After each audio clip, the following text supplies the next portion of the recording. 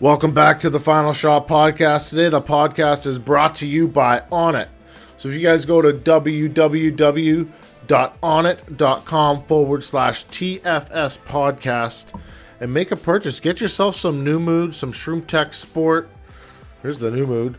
Alpha Brain, Elk Bars, Maces, coffee. You guys can get anything at Onnit. They're the best supplements on the planet. Again, it's www.onnit.com/TFS podcast.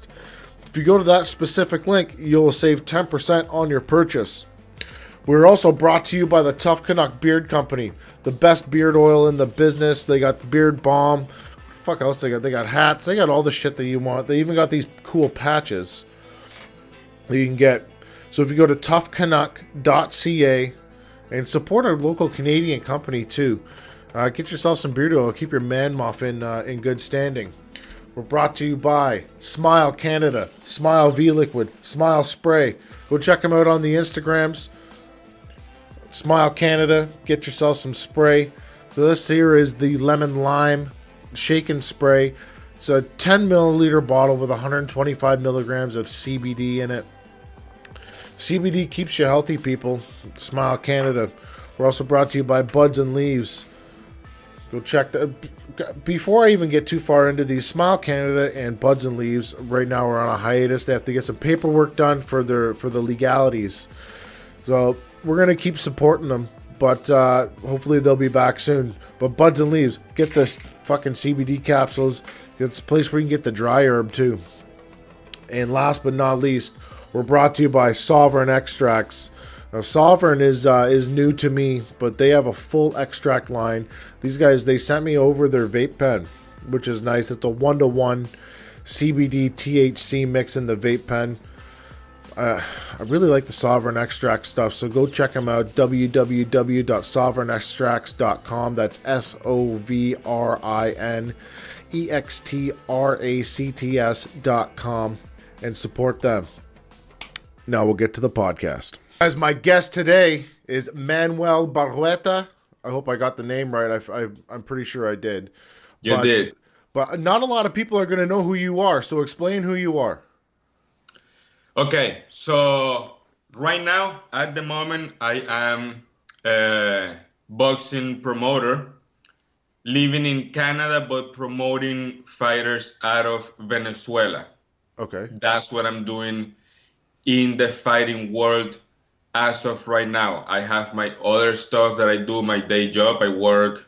My father, he has his own company, and I work for him. I am also going to school. I go to school.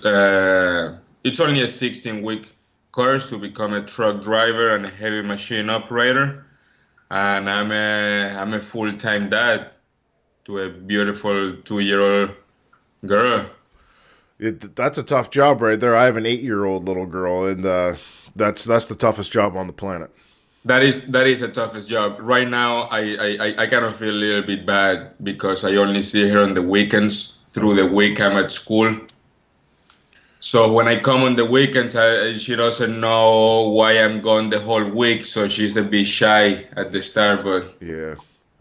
It's a tough business. Once they get a little bit older, they start to understand what the heck's going on. Because I'm not home a lot either. I'm either at work or at the gym or coaching kids or doing something. But my daughter is she's really good about it. She likes to do the things that Dad does, so she'll tag along every once in a while. So she goes to the gym with you sometimes? Yeah, she goes to the gym with me every once in a while. She'll go hunting with me, fishing with me, and stuff like that. So okay, cool. She likes that. So you're a boxing promoter, promoting Venezuelan boxers, and you're trying to bring them over to Canada. Yes, I have everything, at least in my head, I have everything planned out. It doesn't always work that way, but in what I can see in the future, I want to start by bringing one guy to Canada. Okay. I have 6 guys working, just fighters. I have 6 fighters working for me in Venezuela. I guess not working, but fighting for me. Okay. and I want to start by bringing one guy. I am aiming for May of 2019. I want to bring the first guy Okay. and display him to Canada. Be like, Canada, this is what I'm bringing from Venezuela, and that's what I want to do with my own fighters. I also want to help. I cannot have every single fighter in Venezuela, but I want to help the guys that are there to come to North America. So if they can use me as a platform to come here, so be it. Let's do it too. I, I love that. That's great. You're trying to bring some new guys over to Canada. Now, what is the talent level of these 6 gentlemen that you're working with right now? Uh, Out of the 6 guys that I have, I will say I have only one of them is a journeyman. That Okay. he's there to take fights. He's there to take the fights that come because he's trying to make a paycheck. The other guys, the other 5, they're young guys. They are young guys that if I if I play my cards right and they listen to me, because they gotta listen to me too, then they have a chance at a world title eventually. Oh, wow. Not, yeah, yeah. The guys that I picked to be in my team are guys that I have gone to them myself and I've asked them, do you wanna be in my team? This is what I have to offer. Uh, so yeah, I guess out of the 6 guys, 5 of them are between 18 and 22 years old. Oh, they're super young. Oh man, they're really young. I'm actually talking to a guy right now that he's 16. He's 16 and his amateur record is already like 150 wins to 20 losses. Wow. Yeah, this boxing in Venezuela moves really fast. Okay. Kind of like Mexican boxing, Yeah, or yeah, like kids in Thailand doing Thai fights. yeah. Kind So of a similar thing. these 6 guys, we'll take the journeyman out for now. We'll say the 5 guys that you have that could potentially compete for world titles down the road at some point. Do any of these guys have a professional boxing record yet, or are they just amateurs still? No, no. The 5 of them have four. 4 of them have pro records. One of them I still have him on the amateurs because I asked him. I always give the guys the freedom to choose what they want to do. So I asked him. His name is Johan Castillo. I asked him, Johan, what do you want to do? What is your next goal? And he told me Tokyo 2020. Oh, wow. So I was like, if you want to go there, let's get you in the national team, and then let's go and win the Pan Am champs. And after we win the Pan Am champs, you're in the Olympics. A lot of guys out there, they don't look at the Olympics like they used to anymore. So that's a pretty cool goal to have. Man, he's young, and his dad is my coach, and his dad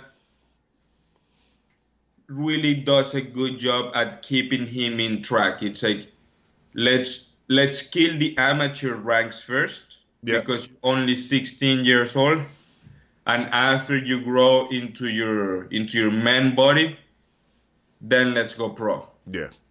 Now, of these 4 guys that we have left over now, are any of them in between the weight classes of 126 pounds and 147? One of them. One of them is? 130. I have a 130. I have Okay. a guy at 130 pounds. Yes. Well, I have a friend. His name is Carlito Santoro. He competes at 126 pounds, but he's also been known to compete up as high as 130. He's competing December 15th at KO Boxing in Edmonton, Alberta, and he will, contingent on he wins that fight, he will be 5-0. Oh, okay, man. That's the same as my guy. My guy is 4-0 right now. Okay. So maybe down the road we can maybe look at. I'll put you in contact with their coach. But, Yes, sir. But that could be a fight that we could bring that over to Canada. That's an interesting fight. Okay. What's his name again? Del Toro? His name is Carlito Santoro. Carlitos Santoro. Yeah. Does he fight out of Canada? Yeah, he's a gangster, bro. I'm telling you right now, he's a real live motherfucker, Well, but he's good. that the name sounds like a fucking gangster ass name.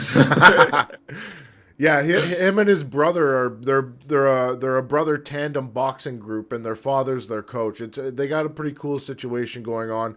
Carlito will be 5-0, and the other brother competes at 147 pounds, and his name is Rafael Santoro. So they both have these gangster ass names, and they're both little killers. So Man, I never heard from them because I'm always checking the rankings in Canada. yeah, Just because I like in my own head, I like to play matchmaker. okay, So I like to compare my guys to the skill level in Canada because on paper Canada's skill level is a lot higher than Venezuela's. yeah. So I like to compare my guys to the actual competition that they might be fighting because my guys might be killing the game back home. Yeah. But then if I bring them here, it might be a different ball game. So I haven't seen them on the records on BoxRec. So Carlito was ranked number 1 in Canada at 126 pounds. Rafael, I believe, is ranked number 4 in Canada at 147. Okay, I'm gonna have to check him out. Carlitos Del Toro. Santoro, Santoro. And I'm writing this down. funny enough, I'm wearing their shirt right now, Santoro Boxing Club. Okay, Santoro Boxing Club. I'm not gonna forget it again. But that if you want to bring your guy over and get a fight, and Carl's a real good opponent. I can't guarantee a win, but Oh man, they have very similar records. I'm looking at him right now. yeah, Even the way that I've taken Arcon's, my guy's name is Jose Arcon, and it's funny that you cannot tell me a little bit of background on Santoro because Arcon's background is very similar. His older brother, sadly, I don't own his older brother. He belongs to a promoter in the States. He lives in Massachusetts. Went to the Olympics. His older brother is an Olympian. He went to Rio 2016, and then he went pro in the States. He's only been the second Venezuelan in the last 10 years, besides Jorge Linares, to get a contract to go and debut somewhere else, because most fighters in Venezuela, they have to do a career in their own country first, and then they go and debut somewhere else. okay. But this guy Arcon, Luis Arcon, it's the older brother. He was an Olympian, did his own thing, and then when he was ready to go pro, someone in the States got him, and now he's there. And the younger brother, the guy that I own, he's trying to follow the footsteps of the older brother. So he's trying to come to North America.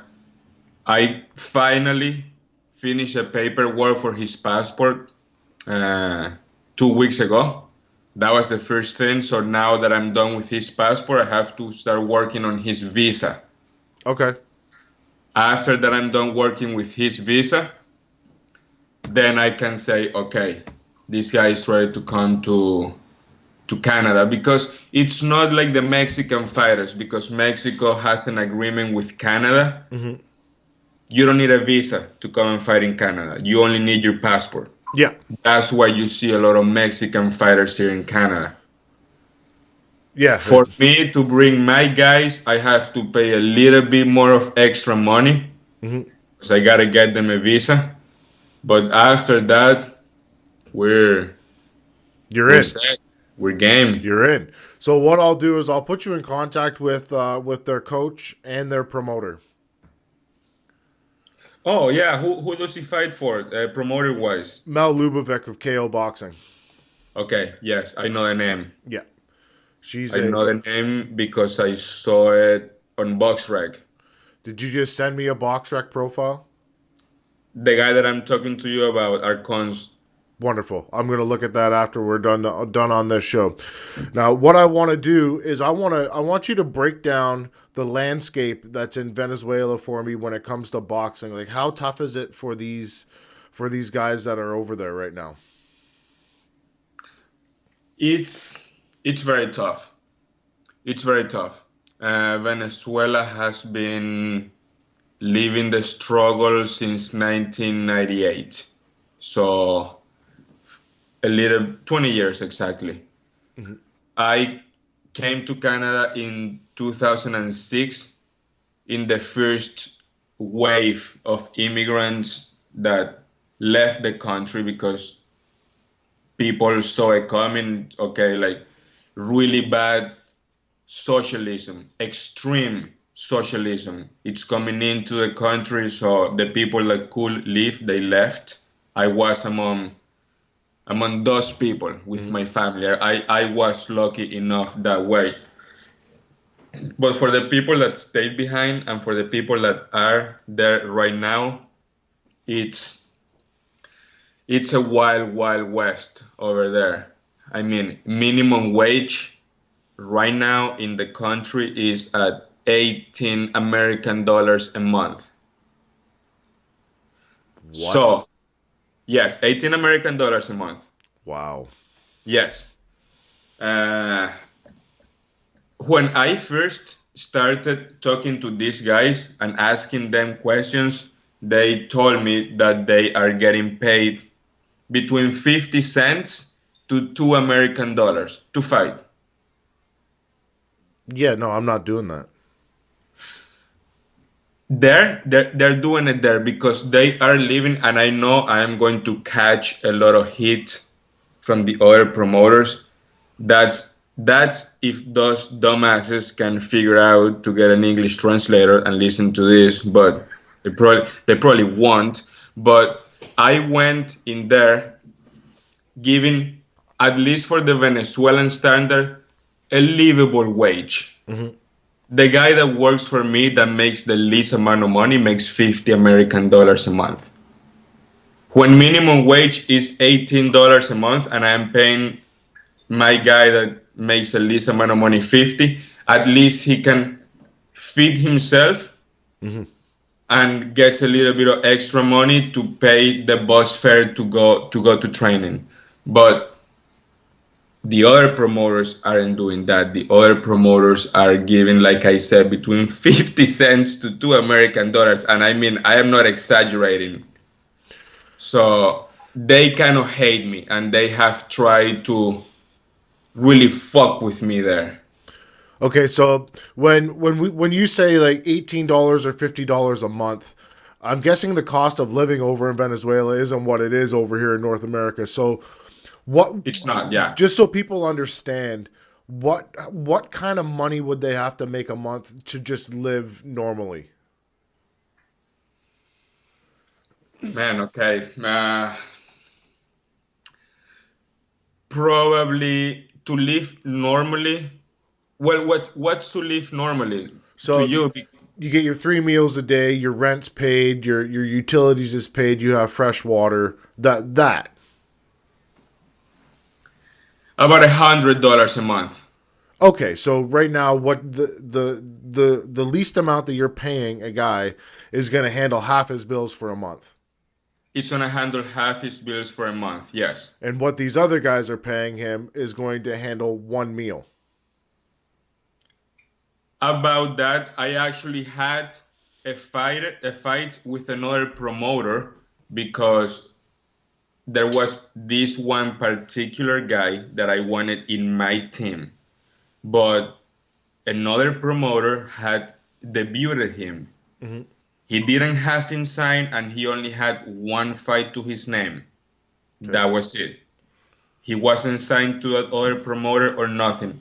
And I told him, his name is Grimaldi Machuca. He's 3-0 now. I told him, yo, Machuca, do you want to come and be in my team? And he already knew about me because I had his body in my team and his body had given a good word about me to him. And he was like, yes, I want to be in your team. I asked him, how much money has the other guy invested in you? He was like, no, nothing. So I went to the other guy and I told him, I want your fighter. Not your fighter because he had only debuted him in his own card. Mhm. And he said, no, you can't do it. No, you can't do it because I debuted him. So it's basically what they're trying to do in Venezuela, the promoters, because the promoters do know the game. They do know the game. Mhm. They are saying, oh, the logic that they're applying is I saw this guy first, so that's my guy. They're not signing guys, they are not giving people a wage. I give them a monthly wage. They are basically saying, I saw you, I debuted you, now I own you. But Now you no have to paperwork. do no paperwork, Okay. none whatsoever. You have to do so many fights for me, and then I am gonna take you and fight Puerto Rico, Dominican Republic, where they pay a little bit better money than in Venezuela. Mhm. So what they're doing is that they're building fake records. Okay. So they're They are padding their getting, records. they're padding the record. They are getting guys with records of 15 wins and 0 losses, but they fought against fucking 13 piñatas that were debuting. Most of the time, they're fighting against people that are making their boxing debut. Okay. And then, with a 15 and no record, they go and they fight in Mexico for $1,500 to fight, and then they get knocked out in the first round. So it's kind of embarrassing for the image of Venezuelan boxing. Venezuelan boxing is kind of taking a beating right now Mhm. because the promoters are just not really doing a good job because they're more focused on their own pockets Yeah. because they want to make that 30% out of $1,500 that the guys made. Because like I told you, to live in Venezuela, you don't need very much money. So if you can collect 30% of $1,500, you're winning. You're Yeah. not the guy that has to get in the ring and get knocked out. You're not taking that embarrassment. You're just collecting your 30%. So it's easy for them to build padded fake records and then go out and collect. Shit. That's a tough business, especially when you're taking 30% of a guy's fight purse that's only making $1,500. Now, when you take $1,500 and convert it over to Venezuela, I'm gonna guess it's probably more around like the $5,000 mark. Five, ten. Well, yes, that's a promise that I have to my guys. I've told my guys that I'm not going to take anything from them if they're making anything less than $5,000. I live in Canada. I don't need the money. To Venezuelan standards, I'm blessed. I'm living a blessing. Yeah. I Well, don't where do you live in Canada? You live in New Brunswick, right? Fredericton, New Brunswick, yes. Okay. Not a terrible place. No man, I love it here. This this for me is what I always dreamed of when I was a kid growing up. It's like I can go outside and no one is gonna mess with me. I am not going to get robbed. No one's gonna kidnap me. I don't have to go and beg people for food because in Venezuela to get food, okay, let me explain you this. The only reason why you can survive with $100 a month in Venezuela, it's because the government gives a lot of food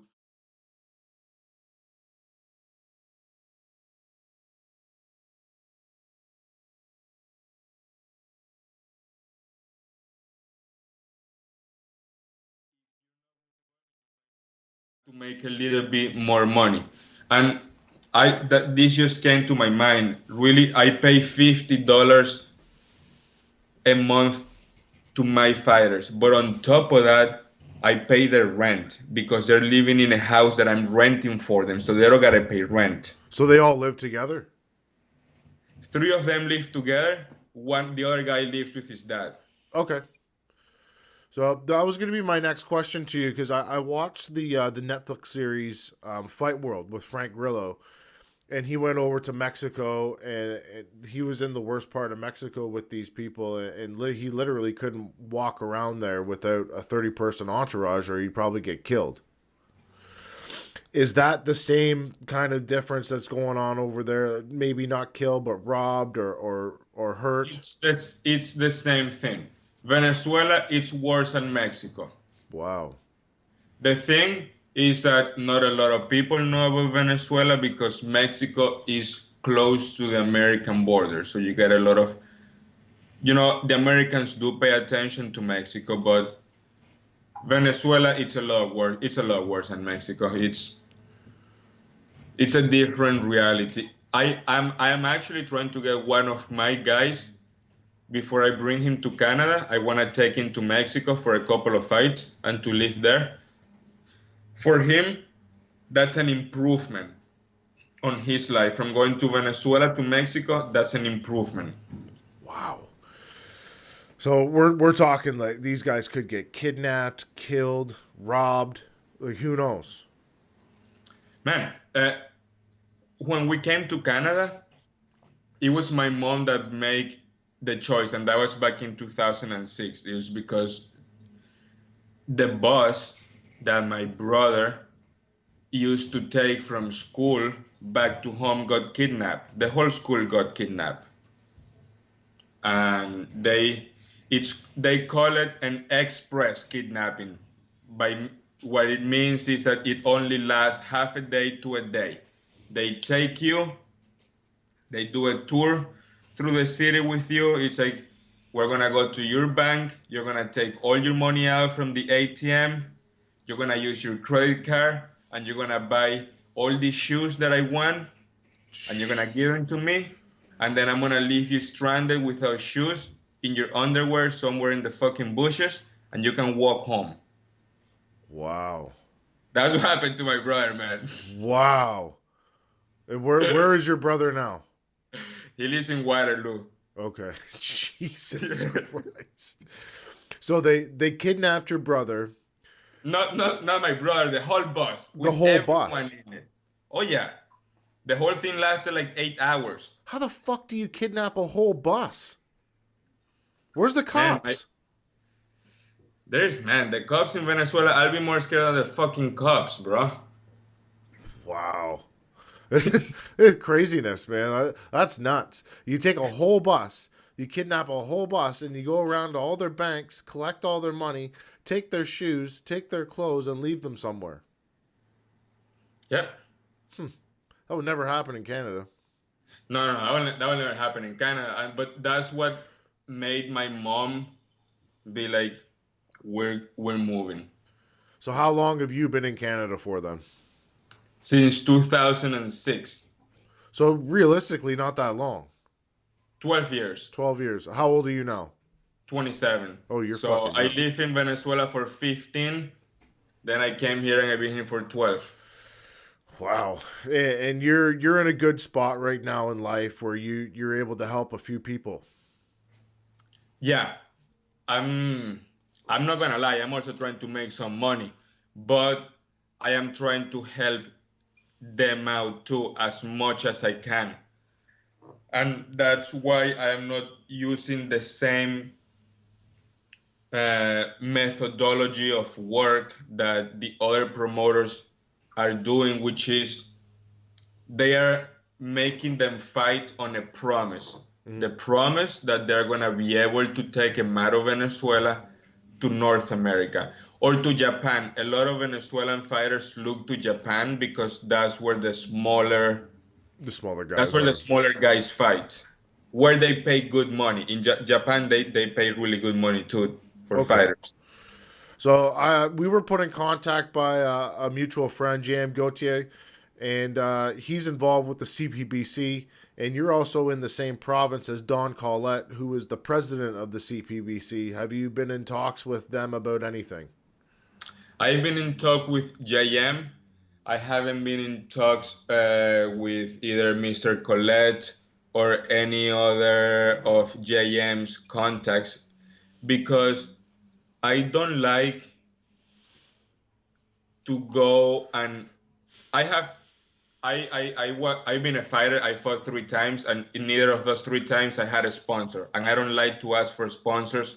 I don't really like to ask for any favors unless I know 100% I can deliver. That's why I haven't approached any of the big names around here to tell them that I have this or that project because I don't feel like any of my guys are 100% ready yet. Mm-hmm. But that's why I'm aiming for May of next year when I bring one of them here and then they can see him face to face, they can see him spar, they can see him fight, and then they can be like, okay, there is something to come out of Venezuelan boxing. Okay, I respect that. But JM is very aware of what I'm doing. He's actually the guy that planted the seed in my head. Okay. And he told me everything started because he needed someone to translate some things in Spanish because there was a Mexican fighter to come and fight in Quebec. So I translated the stuff he needed me to translate. I helped the guy come here, get to know Montreal before his fight, and then send him back to Mexico. But after that, the idea stayed with me that no one is doing for Venezuelan fighters what a couple of people are doing for Mexican fighters. Yeah. So I'm going to start doing it, and I started doing it on April of this year. So it's been 8 months so far. All right, well, let's switch gears and we'll talk about some fights that just happened on the weekend. But before I do that, I'll invite a Venezuelan cruiserweight over here if he wants to come to Canada and we can get it on. His name's Ronald Gonzalez. If he can get Okay. over to Canada, I'll find the promotion and we can do business. Okay. Ronald Gonzalez. Yeah. Ronald Gonzalez. Okay. I think I know who you're talking about. I'm gonna go and get in contact with these people then. He's none of my guys, but I'm gonna go and get in contact with these people. Okay. Sounds good. If he's game to come over to Canada and do some work, then we can get it on. I think his game, if I remember correctly, when he was younger, he was part of the national team. And then he retired. He retired for a long time, but I'm guessing he needs money now, so he made his pro debut a few months ago. Yeah, he's an older guy. I'm an older guy too. So he's born in 1984. Yeah. He's 1-0 with a TKO to his credit. So yeah, why not? I'll find him. I'll find him for you, Tanner. All right. So the weekend we had some very exciting fights that happened not only in boxing but in the UFC. But we had Alexander Usyk versus Tony Bellew for it was all the cruiserweight belts, which was a fantastic fight. It was. You watched it? I watched the highlights. I didn't watch a fight live, but I watched the highlights. Man, I have a hard time pronouncing his name. I know he's from Ukraine. Alexander Usyk? Alexander Usyk, yes. Yeah. He put a beating on the other guy. Hey, I thought Tony Bellew was holding his own, man. Oh, he was holding his own. Well, at least from what I read, it was a back and forth fight. I saw the last round on video when he goes down. Yes. So I am maybe drawing my conclusion out of that one clip, but I've always like the Ukrainian guy. I just watched the fight before we got on the podcast again, and I actually had Tony Bellew up on rounds going into the 8th. Oh wow! Yeah, I thought he was up by 1 or 2 rounds going into the 8th round.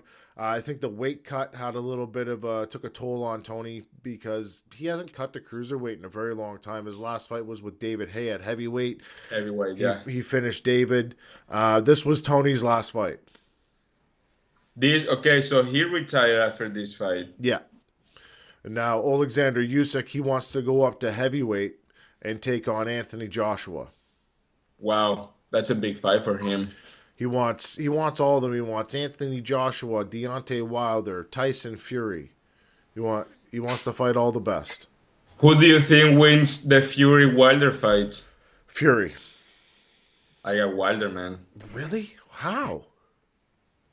On pure knockout power. I don't think Wilder can hit him. You don't think so? I don't think Wilder will hit him. Man, I have Wilder beating him the same way he beat Ortiz, Really? which is fighting shitty boxing for Yeah. eight rounds in a row and them landing that punch. I think Tyson Fury's too slick. Now, everybody likes to bring up that he's abused drugs, he's got mental illness, he was 400 pounds. But I think there's a lot of mind over matter stuff here, and I think Tyson is on a different level mentally than everybody else. Fury, I think, has the mental edge. Maybe I'm cheering for Wilder because I like the guy. Nice guy. Great story. Great story. Great Great story. story. And he's somewhat of a shit talker, and I like shit talking. I figured you'd like Tyson then. Tyson's the greatest shit talker in boxing. Well, I find his shit talking it's smart shit talking. Okay. I like that ghetto hood mentality when they come to fight. I guess that's kind of like back home.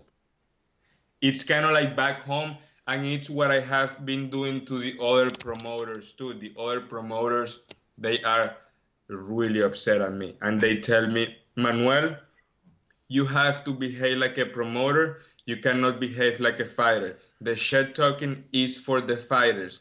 And I tell them that when my guys fight, it's like I'm fighting them. Okay. So You get if I pissed. can shit talk them and get them out of their game, then I'm gonna do it. Well, I like that. I'm big on shit talking. I like it. Man, well, I've only fought 3 times in my life, and I might do it again. You're only 27. You got tons of time. I got tons of time, but I'm having too much fun promoting fights. Oh, are you still in the gym? Not since I started going to school, Okay. because I'm going to school, working, and doing this boxing stuff on the side, and helping my own family out. But I do wanna I do wanna go back and fight. Maybe get another amateur or 2 fights, and then maybe even have my pro debut to say that I went pro Yeah. at one point in my life. But I know that I'm not gonna be the next MMA champ. Yeah. But I fucking like to fight though. What weight class do you fight at? I made the first time that I fought was at 145 pounds. Yeah, I made a big weight cut. I made a big weight cut for that. Then I went and I joined the military, the Canadian military, Okay. and I didn't fight while I was working with them. Then I finished that, and I became a civilian again. And 2 months after I was a civvy, I was fighting again. I fought at 150, and that was in 2017. And then this year, on April, I fought again, and I lost. That was the fight that I lost. I lost that fight. I got choked out. Oh, in MMA. You're an MMA fighter. Yes. Oh, that's Yeah. interesting. Okay. But you promote boxing. You're funny. Yeah. Well, there is a little bit more money in boxing. Yeah, that's true. I do have one guy that's MMA. Okay. He's from Venezuela too, but he already made it out. He's living in Panama, and it's really hard for him to get fights because the guy is too fucking good. So I've been telling him he needs to go pro. I'm telling him like, man, you gotta go pro. No one's gonna fight you amateur. Yeah, no. If you want to make, I don't. Sometimes I don't understand. Like amateur boxing, I get it. Amateur MMA, I don't really, because you're kind of fighting the same rules, but for no money. You're fighting at least a promotion that I fight for. I don't know if you know Brandon Brewer. Oh yeah. I fight for Brandon's promotion, L Jack promotion. Okay. Brandon's a cool guy, Uh, man. Man, Brandon's an awesome guy. Mad respect for him and his team. I am actually copying a lot of things that Brandon does to try to apply it into my own working model in Brandon's smart. Venezuela. He's super smart, man. He's got his LJack Promotions, LJack Realty, LJack whatever the hell else he's got going on. So good for him. Man, and the people that he has behind him, I can say that they do know his stuff. So it puts a little bit of pressure off of his own back that he can focus on other stuff. But I take my hats off to Brewer. Yeah. But the rules for that he has is in his promotion, which he doesn't decide. The commission decides that stuff. The only thing that I'm not allowed to do is drop elbows. Yes. You're allowed to E- ground and pound though, but no elbows. Everything else, I'm basically a pro fighter. You might as well get paid.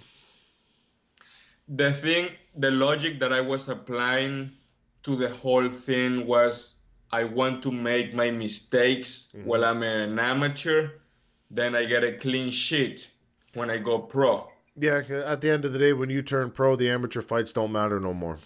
They don't matter no more. And I know that I have a lot of holes in my jiu-jitsu game. But don't fucking tell people that. Yeah, I I asked for that fight with his name is Marcus Cromwell from out west Alberta. He's really good at jiu-jitsu, and I was like, I wanna fight a jiu-jitsu guy Yep. because I might as well fucking do it. The Figure it out first now. the first fight that I got was against a Muay Thai guy, and the second fight that I got was against I don't really know a brawler, Okay. and I beat them up at standing up, and I felt like it was time to test my ground game. So I said, give me someone that's gonna come and try to take me down. And I defended the first takedown. The second takedown, he got me down and he put that arm triangle choke around my neck, and I had to tap. Feel helpless, huh? Felt a little bit claustrophobic, but Terrible. I was Terrible. already used to being choked out. Yeah. But I mean, it's different when you have fucking 2,000 people looking at you and your family's there, and you say, I got choked out. Like, fuck. Yeah, it happens. It's gonna happen. It's MMA. There's too many. I fought one MMA fight, and I trained it forever. Jiu-jitsu, boxing, kickboxing, whatever the fuck, wrestling. I hate it. I don't like anything to do with the ground game. I don't like it. It's a different thing. So there's too much. I'm too old now. I can't do all those things and compete. I'd fucking die. Man, from flexibility to controlling your breathing when you have another 180 pounds on top of you. Yeah, it's terrible. It's you need you need to have the training, and on top of the training you need to have the experience. Yeah, and do steroids. Yeah. Yeah. I'm good. I'll stay on my feet. We'll do business with just hands. Man, so you do besides MMA any other type of fighting? Kickboxing. I love kickboxing when I was younger. Unfortunately, I blew my knee out. I've had two knee surgeries on my right knee. So throwing kicks at this point, or shooting a takedown, or putting on triangle Yeah. chokes, or anything like that, is completely out of. I don't want to fuck my knee up again. It's terrible. When I first started training, I started boxing. Okay. I've always loved boxing. For a little while, for probably a 10-year span, I hated boxing because it was fucking boring. Goddamn Klitschko wrecked me. I couldn't handle it anymore, so I didn't watch it. And then the Lomachenkos and the guys like that came around 4 years ago. I was like, all right, fuck it. I'm just gonna go back and box. So I took my time. I didn't want to look for a fight. Just that I didn't want to disrespect the sport, if you know what I mean. I wanted to train it specifically for a little while. Yes. Get acclimated to the cardio. The cardio is way different. The punching power is way different. The way I throw my punches now, coming from MMA and kickboxing, is way different. Yes. So I wanted to acclimate appropriately to what was going on. And a year ago, I felt that it was a good time to fight. Unfortunately, I was supposed to fight a gentleman by the name of Markiley Wedderburn at Dakota in Alberta. I unfortunately blew my knee out again Okay. a month out of the fight, and had to pull out of that one. Now I'm good to go again, so now I'm actively looking for a fight. What keeps happening with your knee? Are you into powerlifting? No, this is 20 years of wear and tear. 20 years of wear and tear. Yeah, but Yes.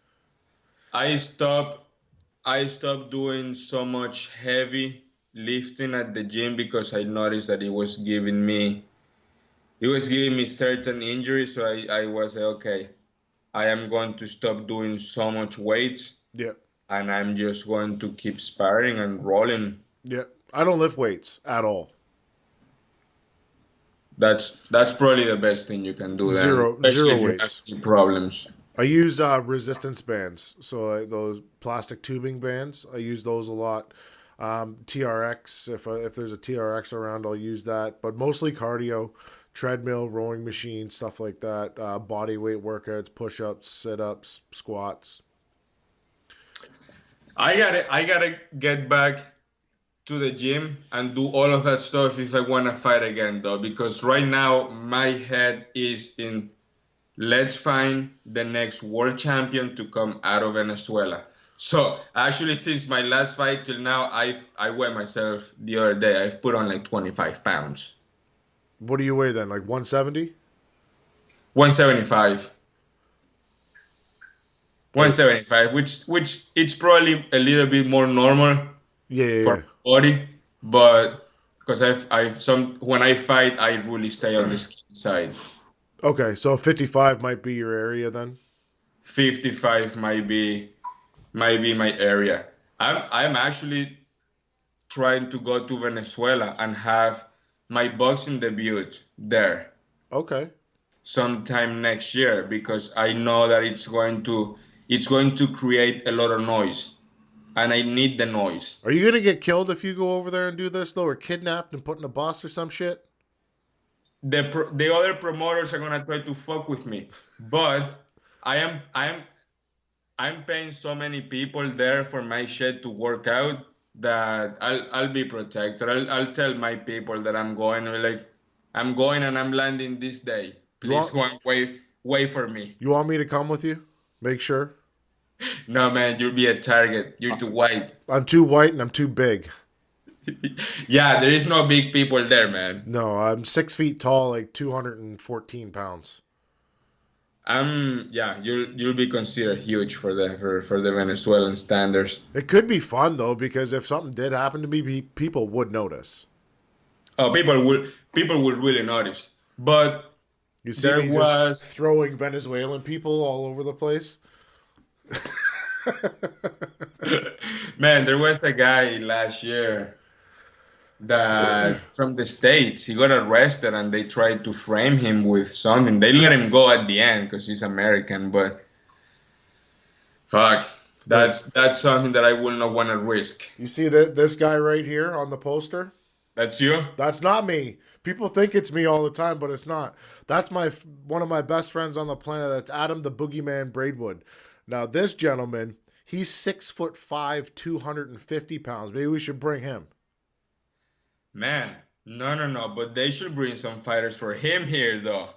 They do. They're not from Venezuela, but we. No, I know. I saw his last fight. He fought a Canadian his last fight, I think. Simon Keane, unfortunately, he failed in that fight, but we'll get that one back. Man, hey, at this point, he's already doing elite fights. Yeah, When you do elite fights, anything can happen. I mean, you're fighting the best of the best. he's only been boxing like 3 years. No way. Yeah. What was he before that? A fucking hockey enforcer? No, he played in the CFL for the Edmonton Eskimos. He was the first round draft pick for the Edmonton Eskimos in like 1998 or something like that. Okay. I thought that he was like a natural born boxer, Natural born fighter, yes. natural born fighter. But in my mind, I had thought that he was probably going through like the amateur ranks. Then, okay, Nope. man, that's tough. That's tough. Yeah, so he's conquered Mexico, so we can't bring in any more Mexicans for him. He's already beat everybody. So he's kind of stuck with Canadians at this point. So we gotta take out some Canadians, maybe bring in some Europeans.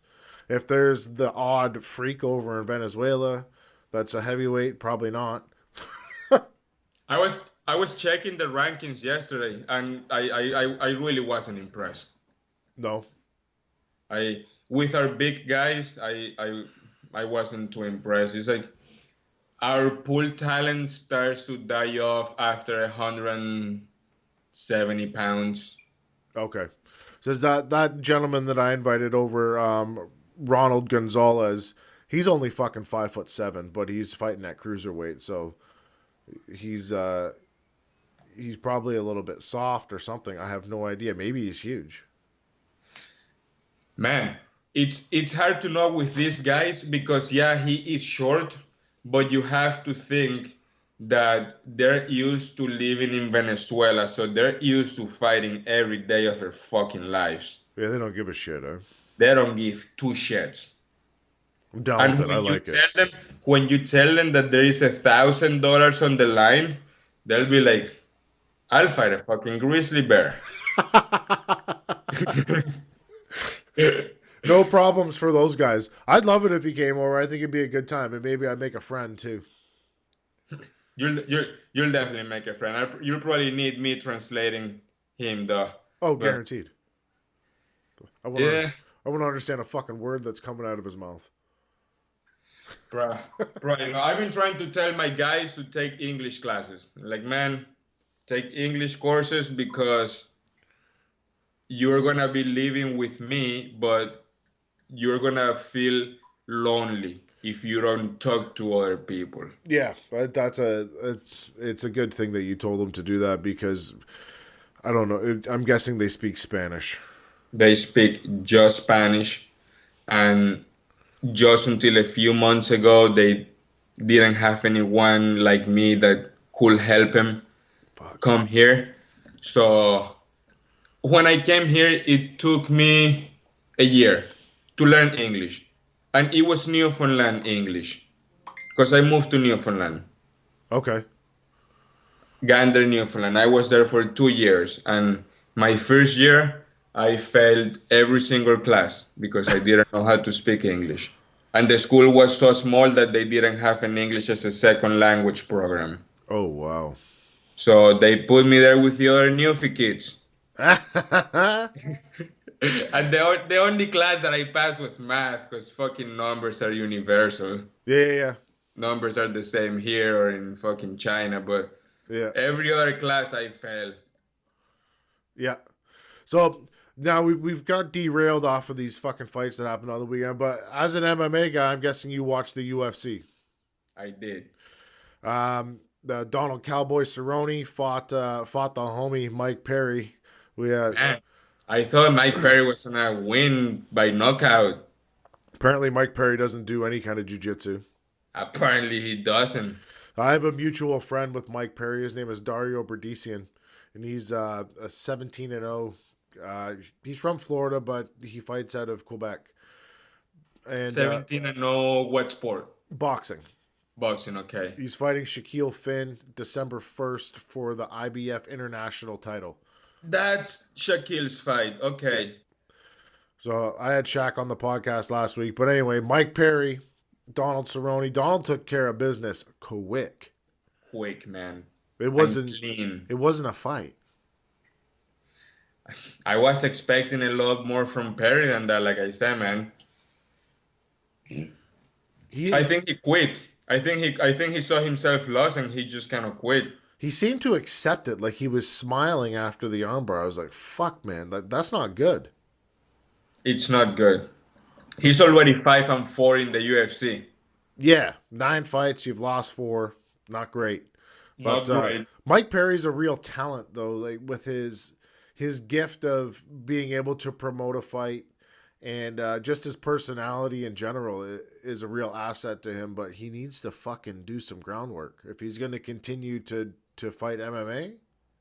I think he is his own worst enemy because he believes in himself so much that he's like, I don't need to do this. I don't need to tweak my game plan at all. I'm just gonna go there and knock people out.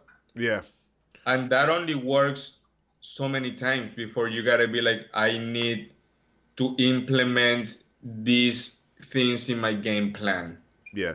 Tough loss. So like we're looking at a guy Cowboy who's probably on the back 40 of his career at this point. He's had so many fights, like well over 40 fights. We're talking 18 fight of the night bonuses, the most finishes in UFC history, the most wins in UFC history. The most wins, yeah, he broke that record. So he's got himself a new son now, and it seemed to light a fire under his ass too.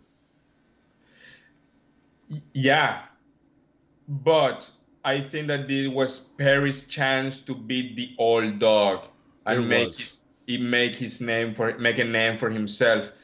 After this loss, I don't know who they can give him. Mike Uh, Perry. yes, No idea. He's not ranked. he's not. That's the thing. He's not ranked, so I can see Dana like releasing him to fucking Bellator or something. Yeah, that's a great option. He'd probably do well at Bellator, actually, to tell you the truth. He probably get paid more too. Guaranteed. The main event was a fucking. It was crazy. We had the Korean Zombie versus what was that other guy's name? Yer Rodriguez, Yeah, nicknamed the Pantera. yeah, Yair Rodriguez, and these two guys literally stood in front of each other and punched each other in the face. Who do you have winning until the elbow? Korean Zombie. I had Korean Zombie 2-3-1. Yeah. And then that fucking elbow from nowhere. What a Man. ridiculous elbow. He meant to do it too. But that was so irresponsible from Korean Zombie to just do that. Literally 1 second left in the round. And I would have cruised. He should have cruised that round. he got knocked dead. I thought he was dead. He hit the canvas and did not move for at least a minute. Man, it was violent. At first I didn't know what was going on because I didn't see, I saw the elbow on the replay. Yeah. At first I was like, what the fuck's going on? Like, did he have a heart attack? What happened? Yeah. And then they show the elbow, which is the craziest thing because like you said, he actually meant to throw it. Yeah. It wasn't a fluke elbow. And I was like, okay, like this guy ate an elbow to the jaw. So That's some Matrix shit. it was on Matrix shit. It was crazy, but what nobody the guys on the broadcast were talking about, but these guys were fighting at high altitude in Colorado. And they didn't get tired. They were tired, but they just didn't stop fighting. Of course, they were tired, but yeah, they didn't stop throwing punches. No, and Yair like broke his foot in the first round. Did he? Wow. Yeah, Man, that's crazy. it's a definite candidate for fight of the year. If it doesn't win fight of the year, I'd be pissed. If he does not win knockout of the year, I'm never watching MMA ever again. I can't remember who he's competing against for knockout of the year, but that's definitely a candidate. Yeah, And it should get him in the top 15 because he wasn't ranked before that. he was ranked number 15, I believe. 15. Yeah. Korean Okay, so Zombie's he number was 10. okay. He's number 10 now. Yeah. That's not bad. So I don't know how they do their rankings. And like, to me, if you're number 15 and you beat the number 10 guy, you're number 10 now. That's the way that I would. Yeah, yeah. That's how it would work for me. The UFC does their own shit. I don't give a fuck what they do. Fuck them. Well, in the UFC, I guess it was 15, but on the website that I do, MMA Junkie, Yeah. he was an honorable mention. Oh, I go by what the UFC does their rankings at because that's where we're gonna get the fights pulled from anyway. True, true. The thing is that if you do just the UFC, you might get the odd guy here and there in another promotion that it's Yeah. like Ben Askren before he was in the UFC. He's fighting fucking Robbie Lawler. Tough fight. I think it's a tougher fight for Robbie Lawler than for Ben. Oh, Robbie Lawler's in a world of trouble because Ben Askren's going to take him down and lay on Trying him. to take him down and just grind his ass. If Robbie hits him, it's fucking over. We gotta see what type of Lawler is gonna show up. I'm hoping it's the Robbie Lawler that showed up to fight Rory McDonald. That's a Robbie Lawler. I'm hoping. That's a real live motherfucker. The thing is that when he is not feeling it, he just stands in front of you and gets punched in the face until the referee stops it. He doesn't give a shit. He doesn't give a shit, and I don't want that Lawler to come out because I love Robbie Lawler. When he takes a beating, it's like I'm taking a beating, man. It's like that's my boy. Yeah. Well, we're up at the hour mark on this podcast right now, so we're going to try to wrap this thing up. But earlier you did mention that you were involved with the Canadian military. Yes. We just passed Remembrance Day. So on behalf of myself and everybody else that watches this show, thank you for your service to our country.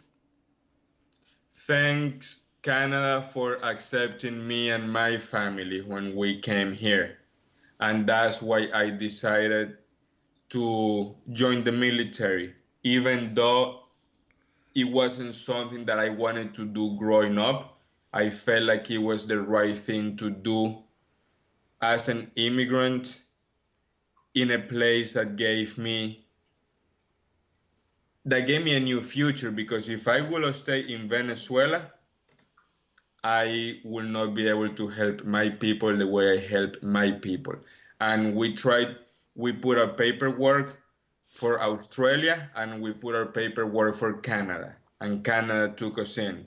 So someone in the family had to pay back. Well, thank you. And thank you to everybody past, present, and future that has served the country. Because if we don't have people like you and everybody else that's done this, we don't have this life over here. No, thank you very much, Tanner. Now, where can we watch any of these guys that you've got going on over in Venezuela? Is there a YouTube? Is there something we can go fucking watch and support these guys? On my Facebook page, Barroeta Boxing Promotion. Okay.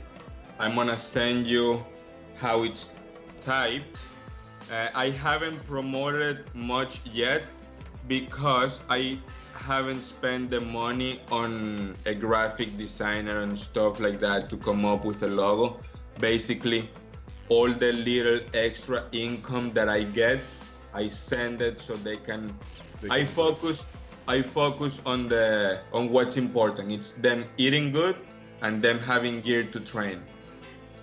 But I think that this December I'm getting a little bit of more money. I'm gonna make them uniforms. I wanna make them half of the uniform is the Venezuelan flag, the other half is a Canadian flag. Okay. So if you want to get that done, I'll put you in contact with the gentleman that I work with. His name is Howie Lee. And he is is the owner of USG. I'll put you in contact with him, and oh my God, that's amazing. And he'll help you out. Man, thank you very much. No problem. Listen, thank you for making the time today to come on the show. Nobody knows who the fuck you are, and I think that's a shame. I started just this April, just 8 months. No one in Canada knows who I am, but everyone in Venezuela knows who the fuck I am. And eventually, I'm gonna bring one guy here, and when I bring one of those guys here, they're gonna be like, okay, that's the talent that Manuel is bringing. All right, well, hang on the line for a couple minutes after. I'll talk to you off the air for a few minutes. But, guys, that's the final shot.